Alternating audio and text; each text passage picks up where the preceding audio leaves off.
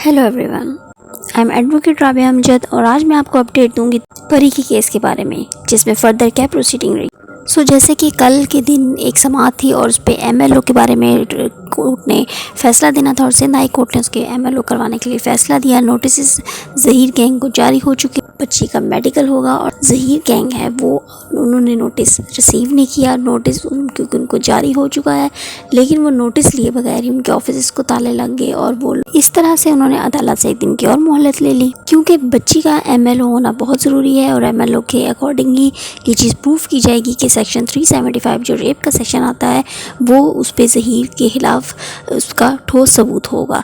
इसीलिए एमएलओ रुकवाने की इनकी अंत तक कोशिश जारी है, क्योंकि चलान में ऑलरेडी प्रूव हो चुका हुआ है कि ज़हीर और शबीक पे जो सेक्शन 375 प्रूव हो गया है, जो कि मैंने आपको पहले ही बताया था। तो इसके अकॉर्डिंग उसी वक्त उन्हें उनका नॉन अवेलेबल जो उनके वारंट गिरफ्तारी थे वो जारी हो गए।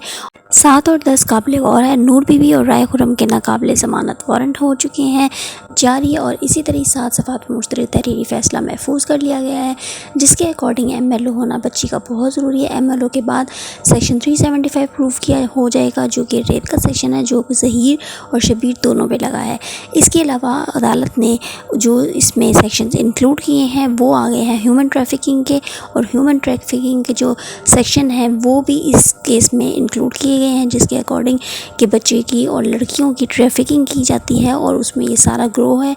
और नए जितने भी सारे 10 लोग हैं उन सबको सिंध हुकूमत ने तलब कर लिया है, उनके खिलाफ नोटिस जारी हो गए हैं जिनको अब तलब किया गया है। और इसी तरह कमरा अदालत में जब वो ज़मानत लेने के लिए ज़हीर और शबीर पेश हुए तो उनको कमरा अदालत से ही गिरफ़्तार कर लिया गया, अब वो पुलिस की हिरासत में।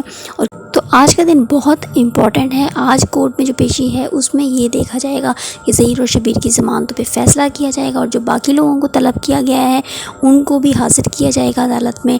और इसी तरह से दुआ के वालिद जो हैं वो इस चीज़ पे डटे हुए हैं कि वो एमएलओ करवाएंगे और ज़मानत नहीं होने देंगे। और नॉन बेलेबल ऑफेंस जो है, कॉग्निजेबल ऑफेंस जो है वो साबित हो चुका है ज़हीर और शबीर पे, और इसी वजह से अब उन पे जो कि उनको पुलिस ने उनको हिरासत में ले लिया हुआ है, वो गिरफ्तारी में दे उनकी हो चुकी हुई है और वो उनको जेल में भेज। इसके साथ साथ परी के वालिद मेहंदी काज़मी ने एक और मुकदमा दायर किया है, जो कि निकाह को फासिद करवाने के लिए दायर किया है, उसकी भी समाअत होगी।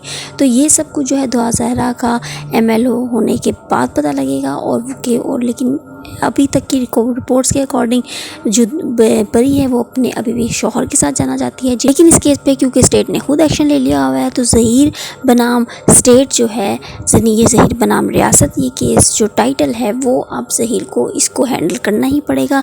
बेशक बच्ची अपने शौहर के साथ जाना भी चाहती है, बेशक उसकी उम्र का तयन भी अभी होगा डिसाइड, उनका बेशक निकाह ना भी फासिद हो, लेकिन फिर भी इस पे अब जो है ये स्टेट के साथ उनका केस चल रहा है। तो सिंध हाई कोर्ट का बड़ा फैसला आने वाला है, जो कि आज के दिन एक्सपेक्टेड है, और उसमें बच्चे की मेडिकल रिपोर्ट करवाई जाएगी, उसका उम्र का तयन किया जाएगा, और उसके साथ साथ जो निकाह है उसके बारे में भी फैसला देगी कि निकाह फासिद है या नहीं है।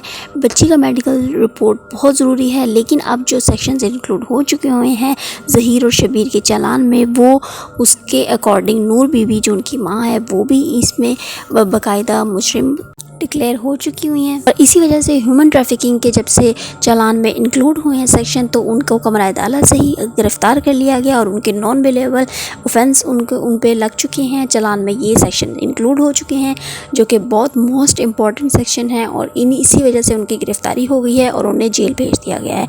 ये थी अब तक की अपडेट्स। चैनल को लाइक और सब्सक्राइब ज़रूर कीजिए ताकि मोर अपडेट्स आपके साथ शेयर की जा सकें। Thank you.